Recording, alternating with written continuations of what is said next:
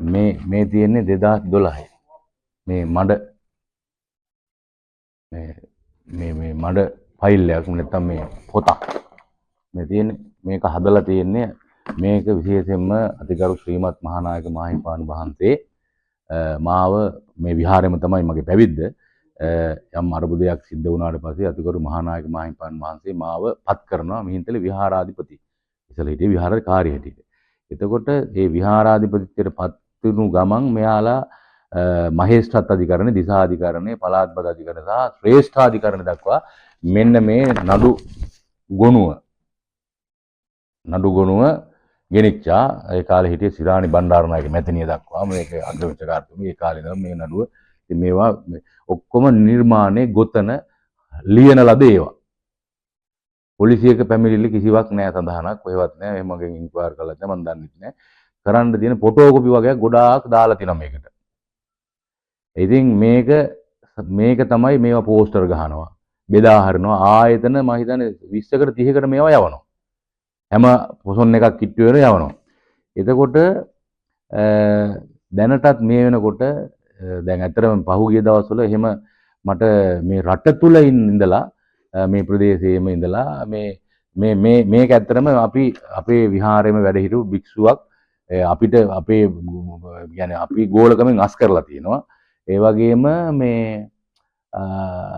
ගෝලකමෙන් අස් කරලා වගේම මේ විහාරාධිපතිත්වයට බලාපොරොත්තු වෙන තමයි මේ ඔක්කොම ගොනු නඩුව හරි ගසලා තියෙන්නේ. ඉතින් මේ එහෙම විහාරාධිපතිත්වයේ පත් කරන්නේ අතිගරු ශ්‍රීමත් මහානායක මාහිමිපාණන් වහන්සේ. අනිත් එක එයා මේ ජ්‍යෙෂ්ඨ ශිෂ්‍යෙක් නෙවෙයි. ඊට වඩා තව මේ ජ්‍යෙෂ්ඨ ශිෂ්‍ය මෙයා කනිෂ්ඨ. ඉතින් ඒ කනිෂ්ඨ ශිෂ්‍යෙක් අනිත් අපි ශිෂ්‍ය භාවය අහෝසි කරලා තියෙනවා. ඉතින් ඒ අය තමයි කරන්න පුළුවන් අල්ලස් එකට ගියා. මොකද අපරාධ පරීක්ෂණ දෙපාර්තමේන්තුවට ගියා. අතිගරු මහානායක මාහිමිපාණන් වහන්සේ ගාවට ගියා යවුවා. එහෙම දූතේවල මේවා ඔක්කොම බැලුවා.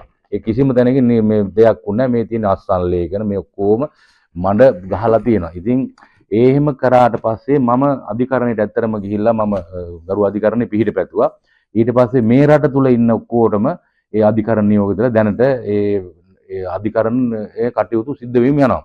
ආසන්නම සිද්ධම පෙරේදා මේ YouTube පරිපාලක කියන්නේ ලක්ෂ 10ක් මේ මෙහෙම කෙනෙක් ඔය හිටියා. එයාට ලක්ෂ 10ක අපයක් තියලා තමයි එළියට ආවේ. ඉතින් මේ ලොකු අවවාදාවක් දුන්නා. කොළඹ නඩු දෙකක් තියෙනවා. අනුරාධපුර අධිකරණේ මහා මේ අතිරේක මහේස්ත්‍රාත් අධිකරණ කරු ඒකේ තියෙනවා. ප්‍රධාන මහේස්ත්‍රාත් අධිකරණයට වින්දිතයන්ගේ පනතින් ටැක්ස් රිපෝට් කරා. ඒ වගේම දිසා අධිකරණෙත් නඩු 23ක් හෝ 24ක් තියෙනවා. ඉතින් මේ අධිකරණේ පිහිට පතාගෙන මේ කටයුතු කරනවා. මේ තියෙන පුවත්පත් ගණනාවකද තියෙනවා. මේ තියෙන ඉතින් ඒ හින්දා රටේ ජනතාවට මම කියනවා දැන් මේ අය කරන්නේ මේ ලංකාවේ නෑ මේ අය. ලංකාවේ නොහිට අනේ දැන් මේ අපේ ආයතන විශේෂයෙන්ම ප්‍රාදේශීය ලේකම් කාර්යාලය නිලධාරීන් සම්බන්ධ කරගෙන තියෙනවා. බැංකුවල නිලධාරීන් සම්බන්ධ කරගෙන තියෙනවා. සිවිල් ආරක්ෂක කඳවුරේ ඒ නිලධාරීන්, ගෝවිජන සේවායකේ, ඒ වගේ පොලිසියේ තව තියනවලු යාළුවට ගොඩක්. තව 10ක් 15ක් තියනවලු. හැබැයි ඔය කියන පුජ්‍යලයා ඔබලා පරීක්ෂා කරන්න ඔය නාලිකාව වලට ගිහිල්ලා මේ අන්තර්ජාලේ ඒ කියන පුජ්‍යලයා ඇත්තටම අපිට ආරංචි හැටියට මේ කතෝලික මේ ආගමේ කියන්නේ පියතුමෙක් වෙන්න කියපු කෙනෙක්. ඒක මොකක් හරි අතපසු වීමක් වෙලා ඊට පස්සේ රටවල් 43කට යවන්නම් කියලා රටවල් 40 ගානකට යවන්නම් කියලා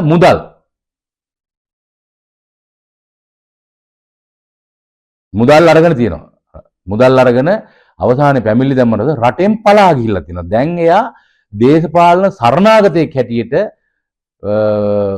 ලාओස් වල දැන් ජීවත් වෙන්නේ. එයා එහෙ ඉඳලා තමයි මේ සියලු කට. හැබැයි මේවා ඔක්කොම දෙන්නේ මේ නඩු ෆයිල් එක නිර්මාණය කරපු භික්ෂුව සහ අනිකුත් මේ ප්‍රදේශයේ ඉන්න මේ අධිකරණ නියෝග ලැබපු අය තමයි මේවා දෙන්නේ.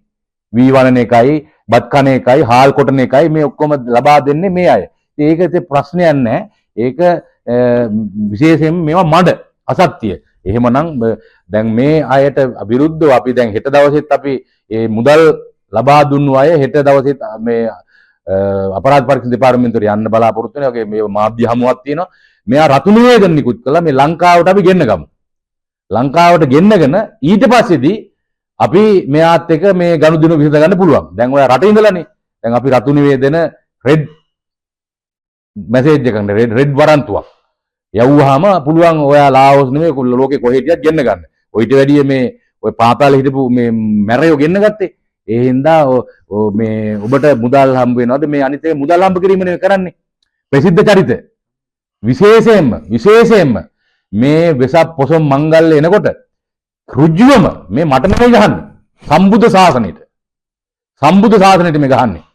සම්බුද්ධ ශාසනය මේ වගේ මුදල් උපයන්න තමයි මේකට ප්‍රසිද්ධ චරිත. අපේ මේ සොළොස්මස්ථාන දන්ත ධාතුන් වහන්සේ, අටමස්ථානේ, ත්‍රිපාදේ මේ වගේ උතුම් පූජනීය වස්තුන් මුල් කරගෙන විශාල මඩක් දහනවා. අසත්‍ය ප්‍රචාරය ප්‍රවෘත්ති කරලා ඒ අය මුදල් ලිපීම තමයි මේක මේ වෙන දෙයකට නෙවෙයි. මුදල් මේ මඩ ගහන්නෙත් විහාරාධිපතිත්වයේ බලාපොරොත්තු වෙන. ශිෂ්‍යභාවය ආවුද කරපු කට්ටිය. ඒ හින්දා ඒ අයට විහාරාධිපතිත්වය දෙන්නේ අතිගරු මහානායක මාහිමිපාණන් ජේෂ්ඨත්වය අනුව ඒක ලැබෙන්නේ. දැන් අපි මේ නිහඬව හිටියේ මේක නවතින්නේ නැහනේ. එඳ රටේ ජනතාවට කියනවා අපි දකිනවා මේ දෝෂාරෝපණය කරනවා ප්‍රශංසා කරනවා. ඉතින් එහෙම තමයි නිന്ദා ප්‍රශංසා. ඒ දෙකටම අපි කැමති. මේවා ඕන දෙයක් අපිට කියන්නේ. ඒවා ඔප්පු කරන්න ඕනේ.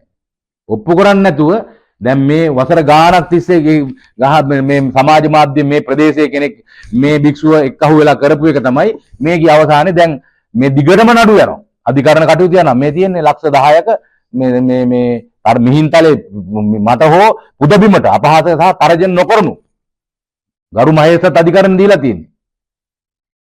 ඉතින් මේවා කැඩුවොත් අපි නැවත අධිකරණට යනවා. ඒ වගේම පිට රටවලින් YouTube නාලිකා වලින් අපිට පුළුවන් තරම් ප්‍රචාරය කරන්න. ඒ වගේම අපේ මේ ආයතන දෙපාර්තමේන්තු සංස්ථා මණ්ඩලවල අපේ තව හෙටානි දැන් තව කාට මේ නංගම් ෆොටෝ ඡායාරූප දාලා ගහයි මේ මෙන්න මෙයා කියලා එන කරුණාකරලා ඒ ආයතන ප්‍රධානී එකතු වෙලා මේ ගැන විමසලිමත් වෙලා රජයේ පොලිසියට හෝ මේවා අපරාධ පරීක්ෂණ දෙපාර්තමේන්තුවට පරිගණනයකට දැනුම් දීමට කටයුතු කරන්න කියලා බොහොම කරුණාවෙන් ඉල්ලා සිටිනවා.